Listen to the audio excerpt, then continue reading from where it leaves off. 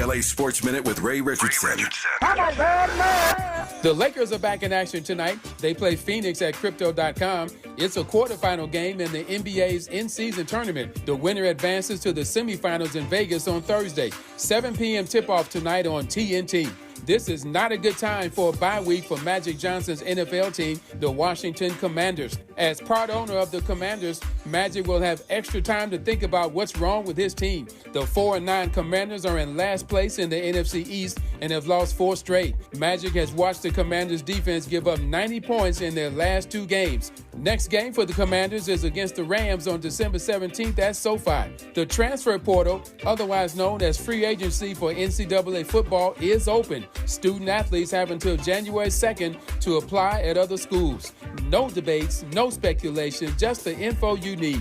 That's your KBLA Sports Minute. I'm Ray Richardson on KBLA Talk 1580. Environmental justice, pollution, and climate. In Los Angeles and across America, people of color are suffering and dying from disproportionate health impacts on a planet that has less than 10 years to prevent irreversible damage. Heat illnesses, respiratory illnesses, water-related illnesses, food system impacts, insect-related diseases, black maternal health, and mental health effects. As the impacts of climate change mount, millions of vulnerable people, our people, are going to bear the brunt of these extreme environmental events, which will likely lead to forced displacement, loss of cultural identity, and other related risks. These realities are as real as rain.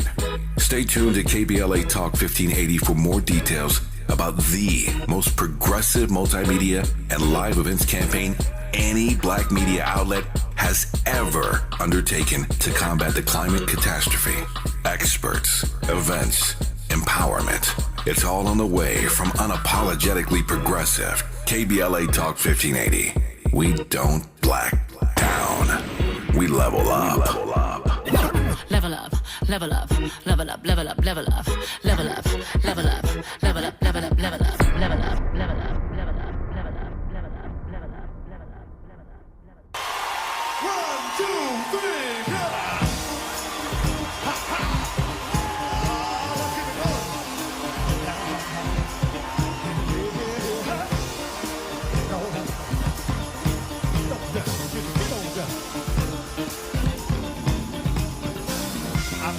Try to keep it coming. Things ain't always smooth. But I'll be alright as long as I can find the groove. Yes, I will. Somehow I know that I can make it. You seem to like my style. Don't you worry, I'm gonna be around a while.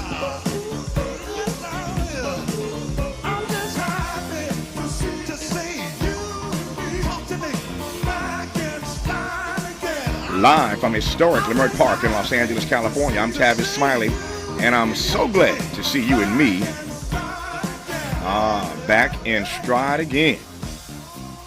Before we get started with today's show, let me invite you to follow me on Facebook and Instagram at The Real Tavis Smiley and get updates on X, that's formerly Twitter, at Tavis Smiley. By the way, should you miss any part of today's program or want to catch up on previous shows, you can always visit thetavisSmileyShow.com. That's thetavisSmileyShow.com or wherever you get your podcast, and listen to the Tavis Smiley podcast version of this program at your leisure. Another great show on tap for you today in our second hour today. With the launch of Oral Impact, famed attorney George Fathery III aims to revolutionize access to home ownership in America by addressing 2 national challenges at once: down payment affordability and record low employee job tenure. After helping the Bruce family recover its Bruce's Beach property in Manhattan Beach, California, George Fathery III now turns his attention to the issue of home and property ownership for millions of other Americans through his new venture, Oral Impact. He will join us live in studio next hour to tell us all about it. You don't want to miss that conversation if you want to be a homeowner anywhere in this country. In our third hour, 2 conversations. Up first, ever heard the name Rebecca Crumpler? Rebecca Crumpler. Well, She was the first black female physician in this country and one of the first black folks in America to publish a medical text. Dr. Melody McLeod unpacks the legacy of Dr. Rebecca Crumpler on the top side of Hour 3. On the B side of Hour 3, speaking of black women, black female showrunners in Hollywood are rare, very rare. Nkechi Okoro-Carroll is a writer, actor, and exec producer of the CW drama All American, and we'll talk to her at the top of Hour 3. At the bottom, I should say, of Hour 3. Okay, that's it. We commence today's shows unpacking the latest on the U.S. Supreme Court, ethics codes, controversial cases, and other random acts of subversive anti-democratic behavior.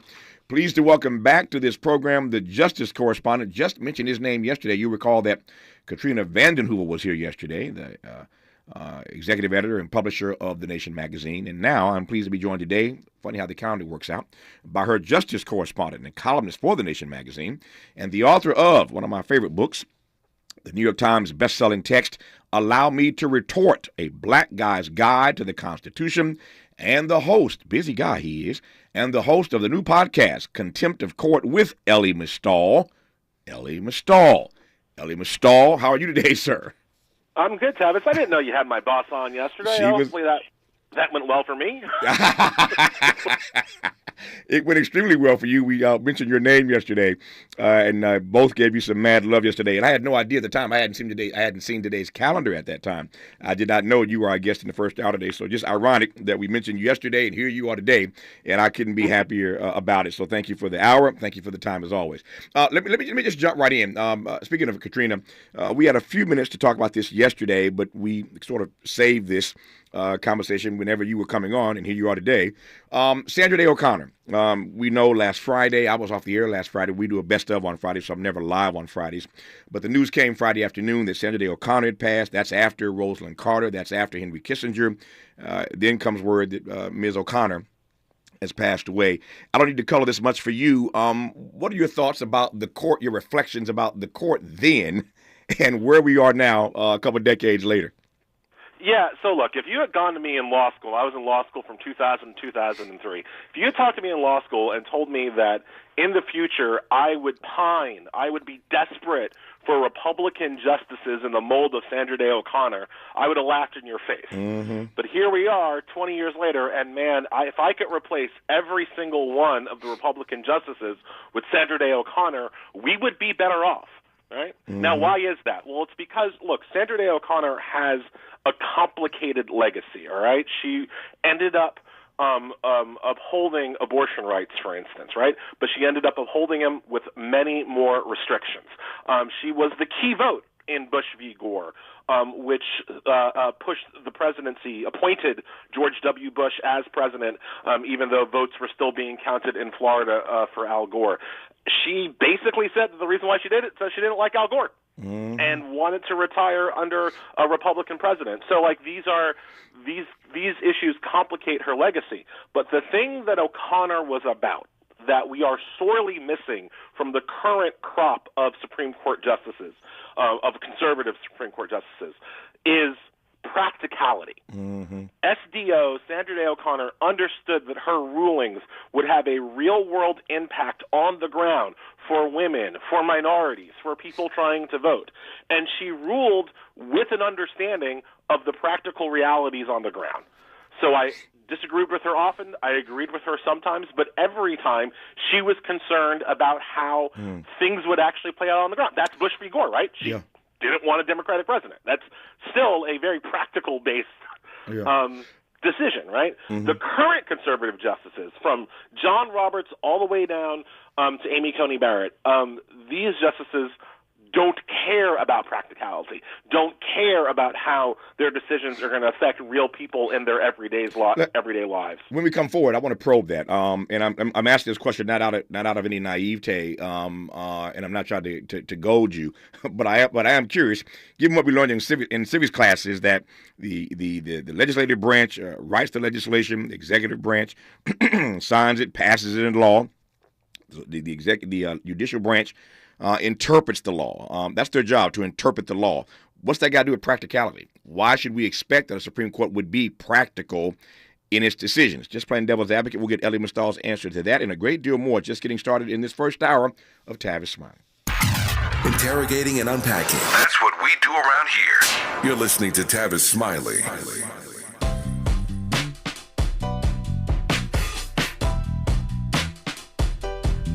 Escalade IQ. This the intro to the all-electric Cadillac perfected like Zoom. And on a full charge, you get 450 miles without the stop. Haiku. This is what I do. Daddy fat intellect since 92. Linked all the way back, panoramic roof. Come with 24-inch rim standard. Ooh, why? Shawty don't kill him. Cadillac diamond in the back, cold chillin'. And when I'm on attack, on the track is no ceiling. Sky's the limit. You hear me? You hear me? Straight drop, no parachutes. Lay lines like a longitude and latitude. Dilly, beloved, clearly we're hustling. Bustin', truckin'. Cadillac, Cadillac, Cadillac. For more on the Escalade IQ, visit Cadillac.com. Available late 2024. GM estimate 450-mile range on a full charge based on development testing and/or analytical projection consistent with the CHA 1634 revision 2017 MCT. Range subject to change prior to production. Annual rates may vary based on service factors, including ambience temperature, terrain, battery age, and condition loading, and how you use and maintain your vehicle. For all of us, this generation and the next, there is simply no place in our lives for litter. And yet, it's everywhere we look. And unfortunately, it does belong to all of us. So, let's come together and create a litter-free, clean California, once and for all. Remember to properly dispose of your trash and recycling. Secure truckloads with tarps to keep debris from flying out. Clean out your car when you're at a gas station. Take pride in your community by organizing a cleanup event.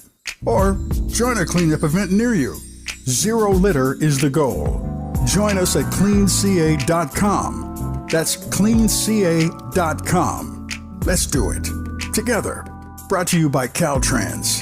cleanca.com.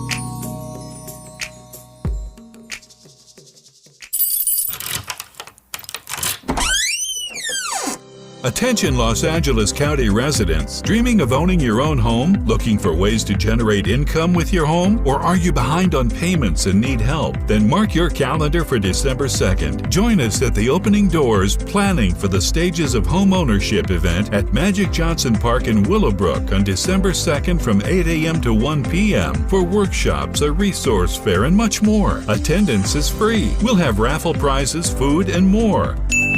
Dive into valuable resources designed to help you navigate the home ownership pipeline. To learn more or to register for the event, please visit our website, dcba.la/openingdoors. Again, that website is dcba.la/openingdoors. See you at Magic Johnson Park on December 2nd. Doors open at 8 a.m. for registration. This message is brought to you by LA County Department of Consumer and Business Affairs.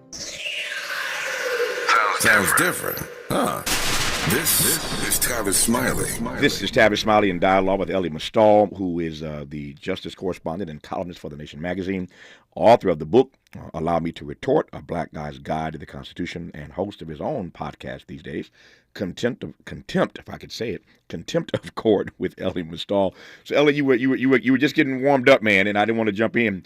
But you were talking about how much more practical Sandra Day O'Connor and that court was those years ago, all those years ago, and the court we have now. And I guess my question is, should the Supreme Court be concerned about practicality in its decisions, or is their job to, as we were taught in civics classes, interpret the law? Well, they're intertwined, of course, right? Okay. And as you well know, Congress passes laws, and then the Supreme Court throws those laws out. Well, if the Supreme Court is going to throw those laws out, they should have some understanding of what practically throwing those laws away will do on the ground. So if you look at an issue, let's say, and I'm sure we'll talk about this more in depth later, but if you look at the issue of voting rights, right? The Congress passed the Voting Rights Act, right? That's a law. All the Supreme Court has to do is allow that law to function, but they won't. And so when they throw out the Voting Rights Act, or when they throw out pieces of the Voting Rights Act, they are unconcerned, or maybe they're all too concerned with the practical effects of how throwing out the Voting Rights Act is going to affect the ability for black and brown people to vote all across the country, right? Mm-hmm. Sandra Day O'Connor, to her credit-ish, generally... I like that. Credit-ish. Okay, go ahead. I'm sorry. Generally understood that laws like the Voting Rights Act, while she might disagree with them in theory, had a practical effect of allowing black people to vote, and that was a good practical outcome, and so she upheld the Voting Rights Act. The current justices, like John Roberts, they don't care about black people voting, so they are able to throw out the Voting Rights Act piecemeal and significantly diminish the ability of black people to vote on the ground. You know, we saw that story just a week or two ago, which was again another gutting of the Voting Rights Act. How do you read that in this particular moment? Put another way, how do you read the gutting of that act once again in this political climate? It's so destructive and dangerous and done on purpose, right? So just to back up, what happened is that the Eighth Circuit Court of Appeals, which covers Arkansas, Missouri, Minnesota, basically that kind of band of Midwestern states right there, they said that the Voting Rights Act couldn't be enforced through private lawsuits. Mm-hmm. Now, private lawsuits is how we enforce most of our constitutional rights, right? Like the government does something, you're like, oh, you can't illegally search and seizure me, and you sue the government in your capacity as a private citizen whose rights have been violated, right? That's how almost all of our constitutional rights are enforced. Mm-hmm. The Eighth Circuit, a Trump-appointed judge on the Eighth Circuit, I'll remind people, ruled that these private lawsuits cannot be used to enforce the Voting Rights Act. They can be used everywhere else. So, for instance, the NRA can still sue the government over any gun law passed in any state or any federal gun law that they make. But according to this judge, the NAACP cannot sue to protect the Voting Rights Act. It is an awful decision that, again, functionally on the ground in Arkansas, Missouri, Minnesota, the Dakotas, makes the Voting Rights Act unenforceable because... Go ahead. No, because, finish your thought. I'm sorry, because the way we enforce it is people suing the states when they violate the Voting Rights Act, and this judge says that people, private citizens, the NAACP, any other group you can think of, we can't sue. Only the Attorney General of the United States can sue the states for violations of the Voting Rights Act. And, you know, if you have Merrick Garland's number and he'll talk to you about doing his job, feel free to call him because he stopped taking my calls. You're not taking mine either. So if it makes you feel any better, you're not taking mine either. Indeed, taking my calls to come on this program to take some questions. But I've just reasoned and figured that he don't want none of this smoke. He don't want none of this smoke. So he's not coming on. That said, for those who are not as steeped in the law as you are, and that means almost all of us, what I want you to drill down on a bit more is that when you offered this example a moment ago, Ellie, of the NRA and the NAACP. You said that we can't sue the government privately around voting rights, but both the NRA and the NAACP are organizations, they're institutions. So tell me a bit more about why that distinction exists and why you use that particular analogy. Yeah, because, again, if you think about all of our constitutional rights, from the First Amendment's right to free speech to the Eighth Amendment's right against cruel and unusual punishment, how does that work out on the ground? Like, what happens to make that right come into being, right? Mm-hmm. So the cop, again, unconstitutionally violates your rights, all right? What do you do about that? Does the cop just randomly say, you know what, that was actually a constitutional violation. I'm sorry, Tyrone Washington. Like, no, that's not what happens. Tyrone Washington goes to the NAACP and says, look, my rights have been violated. And then the NAACP or the ACLU or some lawyer says, you know what, your rights have been violated. We're going to sue the cops. We're going to sue the state government for violation of your constitutional protections, or we're going to sue the FBI. We're going to sue the federal government for a violation of your constitutional protections. That's what makes the government not violate your constitutional rights, right? The threat of lawsuit, the threat of litigation, the threat of punishment if they violate your rights. Well, in the voting rights context, now in these 7 states covered by the Eighth Circuit Court of Appeals, you can't do that lawsuit. So if the state of Missouri violates your Voting Rights Act, your voting rights under the Voting Rights Act or under the 15th Amendment of the Constitution, you can't sue them. You can't say, hey, you denied me my right to vote. You can't do that to the state of Missouri because of this judge's ruling. You can't go to the NAACP and ask them to sue on your behalf because of this judge's ruling. Conversely, if you talk about any of our other constitutional rights, gun rights, for instance, You can, if the government comes and takes your Bambi killer rifle, right? You can still sue. You can go to the NRA. They took my gun. What up? And then the government can be sued by the NRA.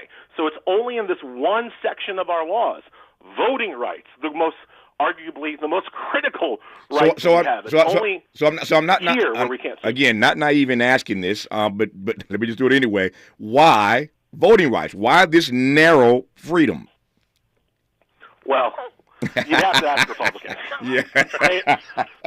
You have to ask Republicans why they are so afraid of black and brown people voting in the various states. Why, of all the rights, this is the one they hone in on. And look, I've written this in the past. The thing that links a Reagan judge to an H.W. Bush judge to a W. Bush judge to a Trump judge, the thing that links them all together is their hatred of the Voting Rights Act. That's the through line. It's not abortion rights. It's not LGBTQ rights. Obviously, the more recent Bush and Trump appointees hate LGBTQ rights and abortion rights very much. But the through line for all of them is a shared hatred of the Voting Rights Act, and we see that time and time again. John Roberts, the biggest enemy the Voting Rights Act has ever seen on the Supreme Court since the act was passed in the 60s. And so they're going after this idea that black people should have the right to vote freely and fairly in every election. That's what the Trump judge is doing, and that's what will eventually be appealed to the 6-3 conservative Supreme Court. So let me offer this as a conundrum that I think many of us are wrestling with as well. And again, you're the right person to ask this of. So generally speaking, broadly speaking, when you think of Republicans, you said a moment ago, ask the Republicans. Let's not do that. But anyway, generally speaking, Republicans are all about getting government and keeping government out of our lives. That's their mantra. There's too much government in our lives. That was Ronald Reagan's mantra. Let's get government out of your life. So that's the frame that they're always in. And yet this particular Supreme Court seems to have an issue with personal freedoms. You mentioned 2 or 3 of them already. So juxtapose for me this notion that they advance politically that government should get out of your life, and yet they are attacking vociferously personal freedoms. Does that make sense as a question? Yeah, I mean, look, well, that's because the government out of your life has always been a bit of a lie, right? Like, they don't want government out of your life. They want government really, really small so it can fit into your uterus. Like, that has been how small they want the government to be always, right? What I think the better way of understanding what conservative justices are doing is that they feel that this country took a wrong turn in the 1960s and early 1970s. They think that the gains of the civil rights movement was the wrong turn this country took. And if you understand that from 30,000 feet what their project is on the Supreme Court, it is simply to undo all of the gains from the civil rights era. That's why voting rights is so critical, because the gains of the civil rights era are, popular. And not just popular with black people. They're popular with brown people. They're popular with a lot of white people. White people love contraception. White people love reproductive freedom, and white people generally love voting. So they understand that these laws that they want to take away are popular, which is why they go after the Voting Rights Act first, because you can't – look, Republicans are seeing this all around the country. After their Dobbs decision, which revoked Roe v. Wade and revoked abortion rights, they've been getting whooped in election after election after election based on the abortion issue, right? So Republicans understand that the conservative justices on the Supreme Court understand that their rulings are unpopular and understand that their rulings will be overturned by the ballot if you let everybody vote. And so what they're trying to do is to stop everybody from voting. And that's why these attacks on the Voting Rights Act are so consistent and so brazen at this point, because they can't do the rest of their project if if you have voting rights, they can't do the rest of the project. Yeah. So you have to attack voting rights in order to get everything else together. As always, you break it down in ways we can all follow and understand. So here's my next question. Back to that civics class. Government writes the laws. The Supreme Court, the justice system in this country interprets the laws. So what role then does the Senate, does Congress have in this regard? We know that they have infamously done nothing to move the needle on voting rights. Some of that had to do with Joe Manchin and Kirsten Sinema, as we well know. But what role then now does the legislature play, or can they play, with regard to what the Supreme Court is doing to gut voting rights? Well, here's the thing. The role that Congress and the Senate needs to play is to reform the Supreme Court. Because the Supreme Court doesn't merely interpret laws anymore. The Supreme Court has what's best understood as a veto over the two elected branches of government, right? So the president can sign an executive order. Congress can pass a law signed by the president. The Supreme Court can veto that law in the middle of the night with 5 votes. And what we've seen is that the conservatives are quite willing to veto laws passed by Congress. Certainly, if a Democratic law is passed, they're happy to veto it. So you can't really, I've said this a lot, but there is nothing that you care about that can survive a 6-3 conservative court. You can come up with the greatest climate legislation in the world. The Supreme Court will veto that before breakfast. Tavis, I just got on the phone with you. I just spent 2 hours listening to a Supreme Court argument where they are going to try to veto the wealth tax before the wealth tax has even been passed. They are doing an argument to preemptively veto any attempt to pass a wealth tax based on redefining the 16th Amendment of the Constitution, which is our taxation amendment in the Constitution. So this is what I'm saying. If you don't control the Supreme Court, if you don't reform and fix the Supreme Court, you've got nothing. You can pass all the laws you want. The Supreme Court will walk in and overturn them. Specifically with voting rights, look, there's always Congress should have passed the For the People Act that Joe Manchin wouldn't support. They should end the filibuster. I'm not being defeatist.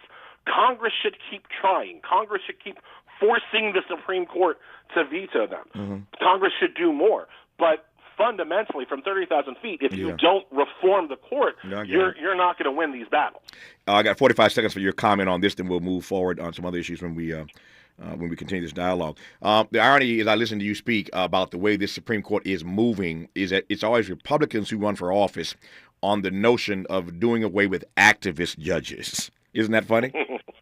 Yes, this Supreme Court has been the most activist Supreme Court in history because it not only overturns laws of Congress, right? It also overturns itself. The Supreme Court ignores its own precedents to make new law and to stop basically anything approaching a liberal agenda in this country. Yep, as I said, and yet when they run for office, they want to do away with activist judges. I digress. So much more to talk about when we come forward, including, Ellie just mentioned abortion a moment ago, a woman's right to choose. And I was just reading a story last night, maybe early this morning. Democratic governors were talking to President Biden and giving him some advice about the election. And they said to him that he should talk less about Trump and more about abortion. Less about Trump and more about abortion, given what the Supreme Court has done. I'm going to ask Ellie when we come forward politically whether he thinks that's sound advice to the president.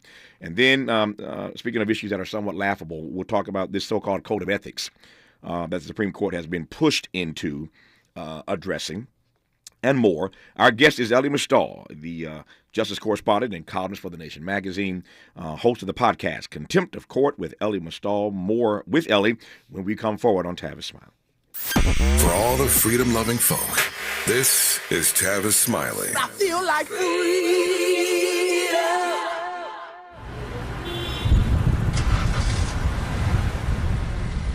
What's up, party people? It's your favorite MC's favorite rapper, MC Light here. And we're celebrating 50 years of hip-hop, authentically powered by Cadillac. And we're going to take it way back to where it started. It was only fitting that hip-hop began with teenagers at a back-to-school jam in the rec room of a South Bronx apartment complex by an 18-year-old brother. By the way, I'm also sure he had a Cadillac parked outside. He noticed the energy on the dance floor when he switched between two turntables, extending the beats, repeating the breaks, and never losing the rhythms. And that was the birth of hip-hop. And from that moment, it took off. For more on how Cadillac is celebrating hip-hop's 50th, visit Cadillac.com/audacity.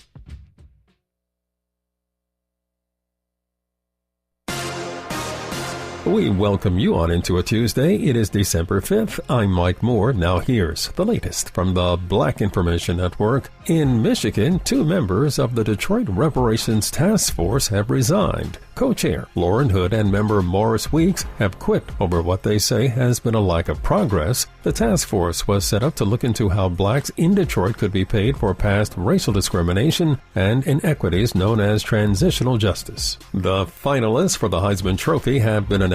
Players that are in the mix for this year's Heisman, awarded annually to the most outstanding player in college football, include Oregon quarterback Bo Nix, Washington QB Michael Penix Jr., LSU signal caller Jaden Daniels, and Ohio State wide receiver Marvin Harrison Jr. And that's the latest. I'm Mike Moore from your 24/7 news source, the Black Information Network and BINnews.com.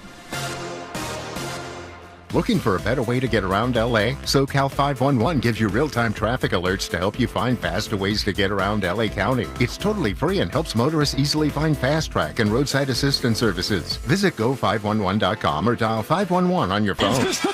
This is the KBLA Sports Minute with Ray Richardson.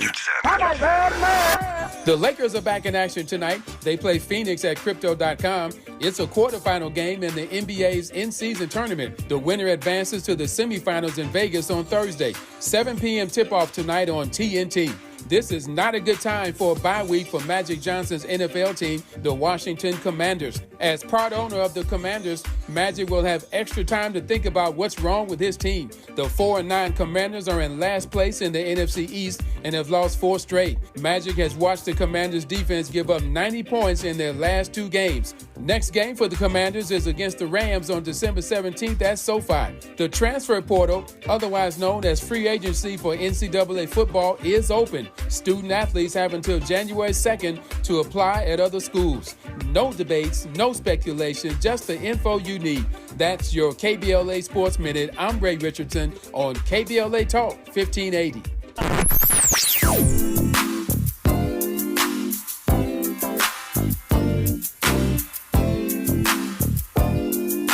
This is KBLA Talk 1580. Talk radio. That's music to your ears. We're unapologetically progressive. KBLA Talk 1580. JP Morgan Chase is building on the investments in California to help close the racial wealth gap and build a more equitable future. Visit jpmorganchase.com/racial equity and get the tools to help reach your financial goals. Temperatures getting low, but demand remaining high? You need Indeed. Their all-in-one platform helps you attract, interview, and hire candidates all from one place. And Indeed's interview tool lets you schedule and conduct virtual interviews right from their website. Visit Indeed.com/credit. Meet LA's most affordable health plan. This open enrollment season, LA Care Covered is proud to offer the lowest cost health plans in Los Angeles County, featuring zero-cost preventive services to help you achieve your wellness goals. Be part of the region's largest HMO network, featuring UCLA Health, Optum, and allied physicians without breaking the bank. We are here to help. Call us at 855-222-4239 for enrollment assistance. That's 855-222-4239. LA Care Covered. Your wellness, our mission. Day 1, the hardest day. The day you hear, this is a type of blood cancer. But day 1 is just one day. At the Leukemia and Lymphoma Society, we are here to help you move past day 1. On day 45, I discovered an online community who shared great tips for in-treatment care. On day 185, LLS helped me file my insurance claims properly. To learn more and get help on day 2, day 28, or any day, please visit LLS.org or call 1-800-955-4572. Substance use disorder and addiction is so isolating. And so, as a Black woman in recovery, hope must be loud. It grows louder when you ask for help and you're vulnerable. It is the thread that lets you know that no matter what happens, you will be okay. When we learn the power of hope, recovery is possible. Find out how at startwithhope.com. Brought to you by the National Council for Mental Wellbeing, Shatterproof, and the Ad Council. I'm Scarlett Johansson. My family relied on public assistance to help provide meals for us. These meals fueled my involvement in theater and the arts as a child, which fostered my love for acting. The Feeding America network of food banks helps millions of people put food on the table. You can join the movement to end hunger by donating, volunteering, and advocating. Because when people are fed, futures are nourished. Join the movement to end hunger at feedingamerica.org/actnow. Brought to you by Feeding America and the Ad Council. I learned patience from my adoptive dad. All he had to say was, "Hey, you got this. Just breathe." Hey, we're pretty good. Yeah. Might have to start a band. I got it. Learn about adopting a teen from foster care. You can't imagine the reward. Visit adoptuskids.org to find out more. This message is brought to you by Adopt US Kids, the U.S. Department of Health and Human Services, and the Ad Council. Ready to re-examine your assumptions and expand your inventory of ideas? More of Tavis Smiley coming your way right now. In truth, that's really what Ellie Mustal does. Challenges you to re-examine the assumptions that you hold. It helps you to expand your inventory of ideas. Always delighted to be in dialogue with him. He is the justice correspondent and columnist for The Nation magazine and host of his own podcast, Contempt of Court with Ellie Mustal. We are talking in this hour Supreme Court politics, or the politics of the Supreme Court, if you prefer. Either way, Ellie is the man, and I'm always delighted, again, to be in conversation with him. So, Ellie, I want to get to Trump in a moment here. He doesn't show up for these presidential debates, and yet Fox is giving him another town hall tonight with Sean Hannity in Iowa. That's tonight. Tomorrow, of course, tomorrow night is the next GOP presidential debate, again, at which he will not be present, but the night before, he gets his own town hall on Fox in Iowa. I digress on that for the moment. But speaking of Trump and Joe Biden, the presumptive nominees of their party in this next presidential race, so the Democratic governors, I guess, had access to President Biden yesterday, day before, something like that. And their advice to him was to talk less about Trump and more about abortion. They see that as a winning issue. Since we're talking about this issue because of what the Supreme Court did on Roe v. Wade, your thoughts on that advice? Yeah, so I think that's exactly the right advice, and I hope Joe Biden takes it for two reasons. One is the incredible salience of the abortion issue on the ground in the various states. We just won the governorship of Kentucky again by 8 points based on this issue, right? We just whooped Daniel Cameron, who, by the way, shout out to black people in Kentucky for showing up against the guy who let Breonna Taylor's murderers off. That's right. Good looking out Kentucky black people. But in general, we won that race because of the abortion issue.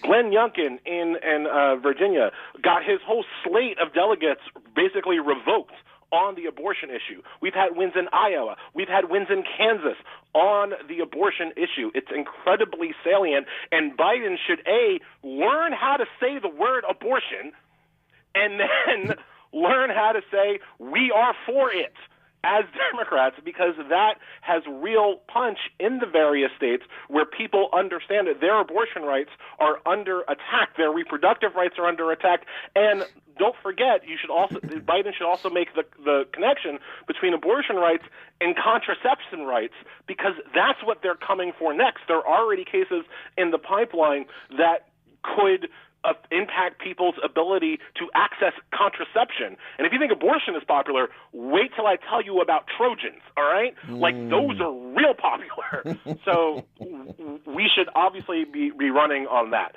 But the other reason why that works is that the Trump is very bad argument just doesn't have the salience that Democrats want it to have. Now, look, I am a single-issue voter on the Supreme Court.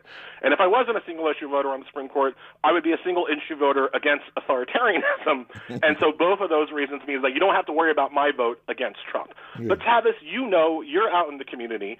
You talk to young brothers out there, and just rolling up to them and being like, well, Trump is a bad man, that doesn't work. That doesn't make them want to vote for Biden. I can argue with them until I'm blue in the face, but on the ground in our communities, because Trump has been normalized, right? Because he gets so much press attention, because Trump was already president and we didn't end up in a nuclear holocaust, because of all of these reasons, when you talk to younger black people simply saying you got to go stand in line for 8 hours on Election Day because of the Voting Rights Act is being taken away, to vote against Trump, that doesn't work. You need to offer them a positive thing to vote for, not just something to vote against. Having control over your own body, that's a positive thing to vote for. Being able to plan your own families, that's a positive thing to vote for. Voting against Trump is not a positive thing to vote for, and so that argument Trump is going to be worse just isn't landing the way the Democrats want it to land. Let me ask a question about language. You mentioned a moment ago, and somewhat humorously, but also pretty seriously, that Biden should learn to say the word abortion. That was your line. And the minute you said that, Elliot, my mind went to Frank Luntz, who, as you know, is the pollster, has been for years, a favorite pollster of Republicans. He wrote a book years ago. I remember interviewing Frank about this. I've known Frank for years. And the book was called Words That Work. Words That Work. And the thing that Frank Luntz mastered, and frankly, Newt Gingrich mastered, and Frank worked with Newt Gingrich, they mastered this art of teaching Republicans how to language their argument, the words that actually work. I don't know what polling the Biden administration has, but it seems to me there is some reason that Joe Biden won't say the word abortion. And since you went so hard on it, I'm wondering whether or not that is, in fact, the wrong word or the wrong way to phrase it. The fact that it is a winning issue in states across the country doesn't mean that he's comfortable saying it. And again, if it's reproductive rights or bodily autonomy, that's too fancy. But whatever it is, I'm wondering whether or not you think it's a language issue with him because, again, of that argument that some words work, some words don't. You say abortion, and I think when people hear the word abortion, they don't think about my right to choose. They think about killing babies. I think it's because Republicans successfully kind of changed the definition of abortion to something that happens to like a 1-year-old. Right? Like if you look at the Republican advertising around abortion, it's always like an actual baby who's like eating ice cream and like has hopes and dreams, right? They age the fetus up to the point where like they're in school and then say abortion is killing them, right? And so like that's where the abortion debate. If you talk to people, and I have had to do this so much before after the Dobbs decision, if you talk to people about what a reasonable compromise on abortion might look like, and then tell them, how about we have a compromise after the fetus can survive on its own, abortion is illegal. But before that point, before viability, when the fetus is directly dependent on the mother for any chance at life, the mother should retain their bodily autonomy rights. If you phrase it like that, people are like, oh, that's a great compromise. That was the compromise in Roe. That is literally what Roe said, right? And so where Republicans have kind of overplayed their hand is that they think most of the people in this country are for complete abortion bans, and that is just not true. Most people in this country are for some kind of compromise, some kind of idea that before a certain point on the calendar, the mother retains her bodily autonomy rights. And after some point, she loses them. That's the compromise that most Americans are. And look, I'm not like most Americans, but most Americans are for that compromise. And that's all the Democrats have to be arguing for, a reasonable compromise on when the state can take away somebody's right to choose. Yeah. Fetal viability, which was the standard in Roe v. Wade, is the popular compromise position, and Democrats can position themselves as being in favor of compromise while Republicans are in favor of absolutism, and that also doesn't play well at the polls. As I said a moment ago, tonight Donald Trump is being given yet another town hall hosted by Sean Hannity in Iowa because tomorrow night there is a presidential debate amongst the other GOP candidates, those who are running for second. Nikki Haley seems to be gaining a little traction, but that's what's on the GOP docket. So we'll talk when we come forward where the Supreme Court is concerned. How would Trump govern if he wins a second term? We know what he did with the Supreme Court. We know the picks he had, the bites at the apple that he had, but how does Elie Mystal think Trump would govern vis-a-vis our laws, vis-a-vis the Supreme Court, if he is granted or given by these Americans who are most unlike Elie Mystal a second term? And then I will tell you this, and we'll have some fun with this. If Elie Mystal were anybody other than Elie Mystal, I'd be spanking him on his behind right now about being a single-issue voter. You heard him say it proudly. I am a single-issue voter. It's the Supreme Court for me. I'd be spanking him if he were anybody else telling me on this program that you were a single-issue voter. We'll probe that. You're listening to Tavis Smiley. From Leimert Park with love, this is Tavis Smiley. What is dedication? My biggest fear in the middle of my addiction was that my kids wouldn't have a father. And I started thinking, you know what? This isn't my story. I definitely had to become a better man to be a better father. It's important to me that my kids are empowered and truly believe that if they can think it, they can do it. That's dedication. Visit fatherhood.gov to hear more. Brought to you by the U.S. Department of Health and Human Services and the Ad Council. Joey from Vermont, a farmer trying to get through the winter. Adriana from South Carolina, a single mother living paycheck to paycheck.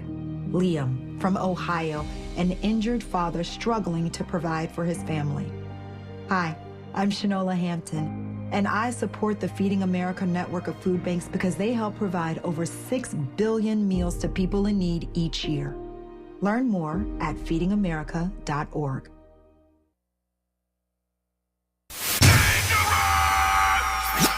Environmental justice, pollution, and climate.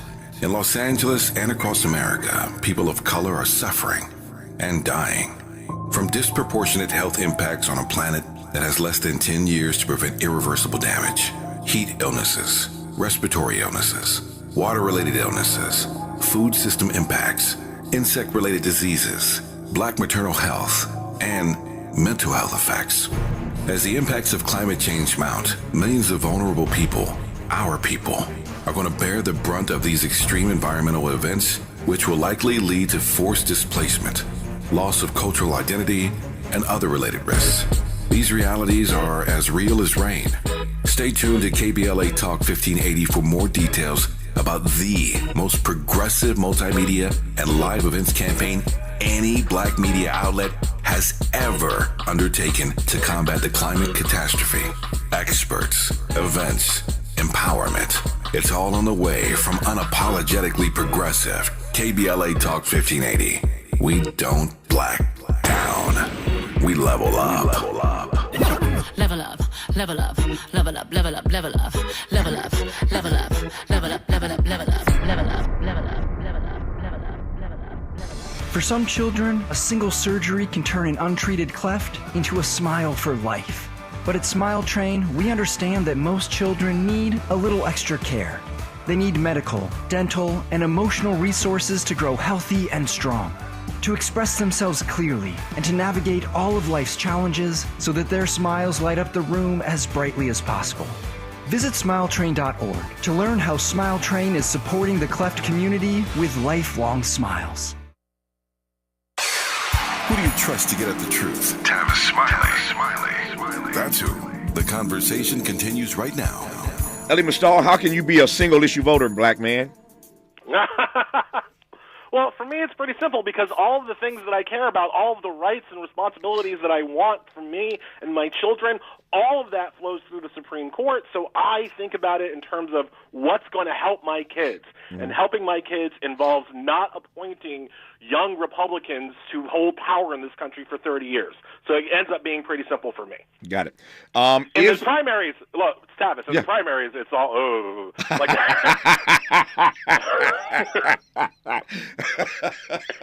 that's where I end up with some problems. Yeah. The answer was funny. The sound effects were even funnier. I appreciate both. So imagine, if you will, I know you don't want to, but imagine, if you will, that Donald Trump is, in fact, elected to a second term. The polls do not look encouraging at the moment for Joe Biden. We're a year out, but these polls have a pattern, as I keep saying, and I'm scared as all get out. And yet, if Donald Trump is, in fact, elected to a second term, how much worse will he be? How much worse, in fact, can he be when it comes to the U.S. Supreme Court? whatever the top level of worse is infinitely worse than I think most people are imagining. I think because a Republican white woman said this, I can now say this too. Liz Cheney went on TV over the weekend and pointed out that Trump, if he's reelected, will never leave office again. That is absolutely true. If Trump is reelected, he ain't going nowhere for the rest of his natural life. You can count on it. There will not be a 2028 presidential election where he is term limited out. Oh, hell no. He is going to find some way around the 22nd Amendment or just ignore it and run for a third term like FDR did once back in the day.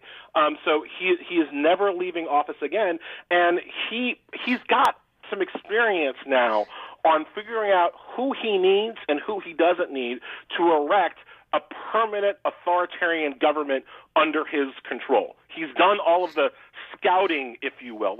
You think of the first term as him scouting. Now he knows who he needs to draft into the permanent team, and he is going to surround himself with not just yes men, but yes men who are eager to be part of an authoritarian government, as we see in some teapot dictatorships around the world, to try to enact permanent partisan control over this country.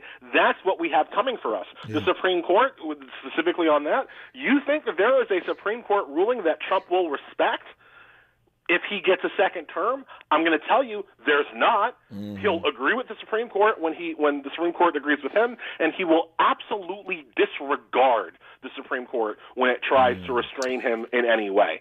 That's what we're looking towards. That's why the stakes are so high. Okay.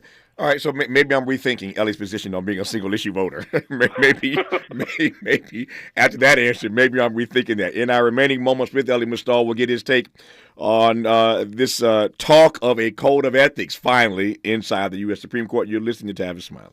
Unapologetically progressive. Unapologetically black. You're tapped into Tavis Smiley. If you're like me, 60 and retired, making ends meet, especially here at the supermarket and drugstore, is tough. I'm so blessed to have found benefitscheckup.org. It's a free and confidential website from the National Council on Aging that connected me to $1,200 a year in programs that help pay for food, medicine, utilities, and more. Maybe it can help you. benefitscheckup.org. My daughter was diagnosed with a rare malignant rhabdoid tumor on the spine. They sent her straight to St. Jude. My hope was gone. But when you get there, everyone's like, hey, we're not going to give up. And when you see other people not giving up on your child, that makes all the difference in the world. When I found out I didn't have to pay, I was just grateful. They saved my baby's life. Finding cures, saving children. Learn more at stjude.org.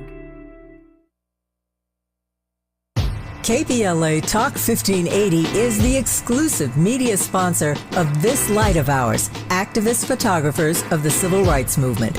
A dynamic new exhibition on view now at the Skirball Cultural Center in Los Angeles. This light of ours showcases more than 150 photos taken by movement insiders from diverse backgrounds that reveal the vital work undertaken by a broad coalition of organizers and everyday people whose collective action changed America. This light of ours is one of 3 temporary exhibitions currently on view at the Skirball, which together explore issues related to civil rights, immigration, and pluralism. Tickets and more information for all 3 exhibitions are available at skirball.org. That's skirball.org. SKIRBALL.org. Don't you wish your life came with a warning app? Stop. That dog does not want to be petted. A heads up before something bad happens. You should not send that text. Uh-oh. Life doesn't always give you time to change the outcome, but prediabetes does. With early diagnosis and a few healthy changes, you can reverse prediabetes and prevent or delay type 2 diabetes. To learn your risk, take the 1-minute test today at doihaveprediabetes.org. Brought to you by the Ad Council and its Prediabetes Awareness Partners. Today, young adults face big questions about their future. How will you make your mark? Do you want to be part of something bigger than yourself? Are you ready to learn new skills and make new friendships? Perhaps you have a dream that you're ready to make real. So, how will you make a mark with your future? As you embark on a journey toward finding these answers, the military can serve as a resource for providing help, information, and opportunities. A public service message from the Department of Defense. To learn more, visit today'smilitary.com. Smart talk for curious people just like you. You're listening to Tavis Smiley. Tavis Smiley and Ellie Mastal. All right, Ellie, we got about 4 minutes left. I saved this for last. I passed the mic to you. You can take as much time as you want, as long as you don't laugh your way all the way through it. Talking about this so-called code of ethics at the U.S. Supreme Court, I passed the mic to the gentleman from contempt of court with Ellie Mastal. It is such a joke, Tavis. Look, the best way I can explain how much of a foolish errand this ethics code is, this so-called ethics code is that the thing that was released by the Supreme Court does not hold accountable Clarence Thomas for anything that he's done, right? So that's how you know it's not a real ethics code. If your ethics code says that everything that Clarence Thomas does is okay, then it's not a real ethics code, right? It is a self-serving attempt to ex post facto justify the actions of the justices like Clarence Thomas, like Samuel Alito, right? As many have pointed out, there is no enforcement measure in this ethics code at all. So, there's nothing that says that punishes the justices should they violate this self-serving ethics codes. One of the things that I liked that I did was I did a control find. The word shall appears 0 times in the ethics code. The word should appears 53 times. Right? So justices basically shouldn't take bribes, but they won't. But shall not take bribes. No. We're not going to go that far, right? So the entire thing, why is it here? Well, you got to look at what's happening at the Senate Judiciary Committee. Right now, the Senate Judiciary Committee is trying to subpoena Leonard Leo, Harlan Crow, other Republican sugar daddies of the Supreme Court justices. Lindsey Graham throwing a hissy fit, Tom Cotton, Ted Cruz, they're all up in a huff over the potential to subpoena their donors. While the Republicans were throwing their hissy fit in the Senate Judiciary Committee hearings, they kept referencing this fake ethics code, right? Oh, we don't have to subpoena Harlan Crow because now the Supreme Court has an ethics code. That's the only reason why it's there.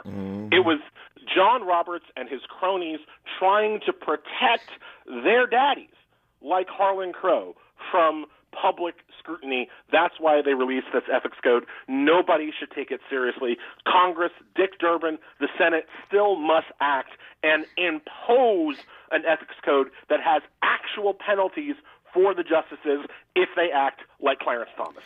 That is the distinction of the day, shall versus should. It makes a big difference, shall versus should. In the 45 seconds I have left, again, no naivete in this query, but why are Dick Durbin and Democrats so afraid of taking on this issue and putting some teeth in this thing? It's, well, look at the Senate itself, right? Like the Senate trying to legislate what is corrupt or not, they don't exactly have clean hands when it comes to that issue.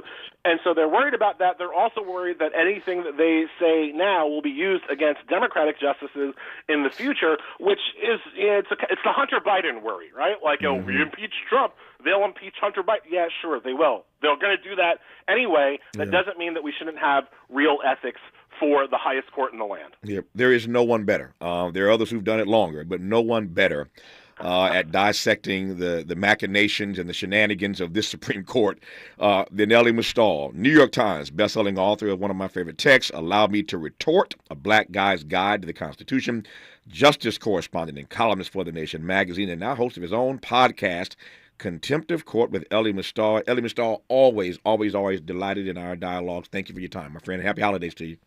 Happy holidays, Tavis. Talk to you soon. More of Tavis Smiley when we come forward. KBLA 1580 Santa Monica. We welcome you on